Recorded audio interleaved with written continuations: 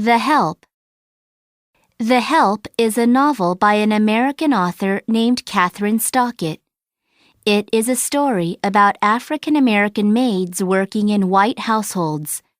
The book is set in Jackson, Mississippi, just before the Civil Rights Act was passed in 1964.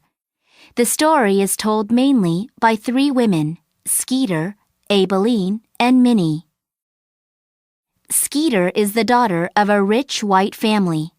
Her mother wants her to get married like her friends, but Skeeter wants to be a journalist. It is beyond what was expected of a Southern white woman in the 1960s. Abilene is an African American maid. She raises white families' children only to see them grow up and leave her. Minnie, Abilene's friend, also works as a maid. These three women work together and write a book, The Help, to tell the stories of African American maids.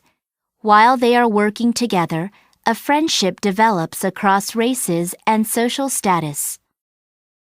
Skeeter has just returned home after finishing college.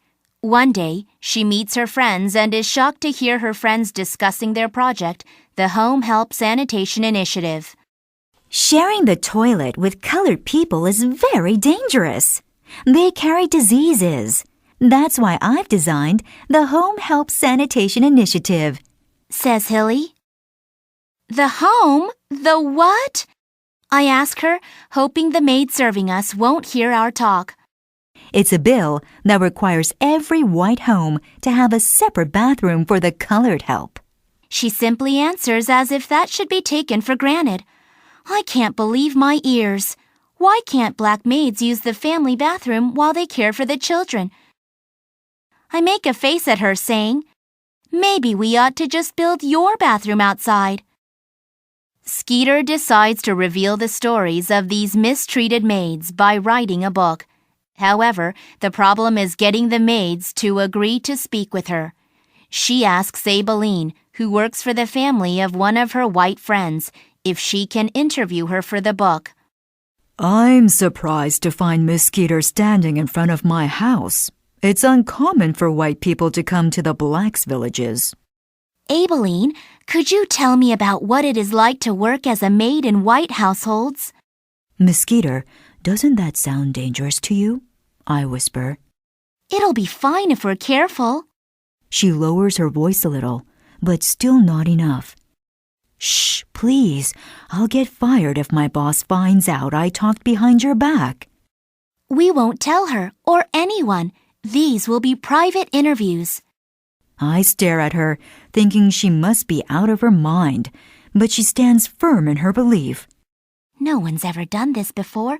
We'd be breaking new ground by writing a book of the stories. Miss Skeeter finally whispers in my ear. Abilene doesn't want to give interviews at first, but she finally agrees to work with Skeeter on the book. They begin spending their evenings together. Every evening, I interview Abilene, typing what she reads from her own writing.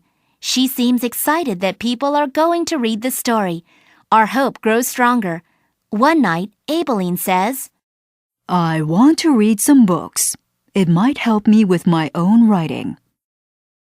Why don't you go down to the State Street Library? There are lots of books by Southern writers, I suggest. Ma'am, you know black people aren't allowed in the library. I can't believe I had forgotten that.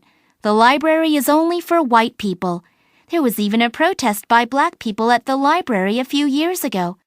I'll pick up the books for you, I say. Abilene hurries to her bedroom and comes back with a list in her hand. I'd better mark the ones I want first. Let's see. I watch as she puts marks on the titles. The Souls of Black Folk, The Adventures of Huckleberry Finn, and some poems by Emily Dickinson. I read some of them back in school, but I didn't get to finish, she says. Abilene gathers up more maids, including her best friend Minnie, to tell their stories. At first, Minnie is uncomfortable about telling black maid stories to a white woman. What makes you think colored people need your help? Do you know what will happen if people catch us? I asked Miss Skeeter. This is not a game, but a matter of life and death. There is a still moment in the room. Once I make sure she understands, I recall what my mother said to me when I first became a maid. When I was 14 years old, I dropped out of school to start my job as a maid. My mother told me several rules to keep while working in a white lady's house. I was told not to use the whites' toilets. I was also told to keep my cup, fork, and plate separate from those the whites used. On my first day at work, a white lady ordered me to wash all the clothes by hand. When I talked back, she looked at me with a cold smile, and 5 minutes later, I was kicked out on the street. Aibileen and Minnie persuade other maids to tell their stories. Their book, The Help, is eventually published and becomes a bestseller. However, Aibileen gets fired from her job because of the book. As I walk down the street, I think about what I'm going to do with the rest of my life. It may be hard for me to continue as a maid. I feel tears falling down. At the same time, I feel free. Maybe I can be a writer. Maybe I'm not too old to start over. I can keep writing about the people I know and the things I've seen and done. Thanks to the courage of these ordinary women, the world learned about the unfair treatment suffered by African American maids.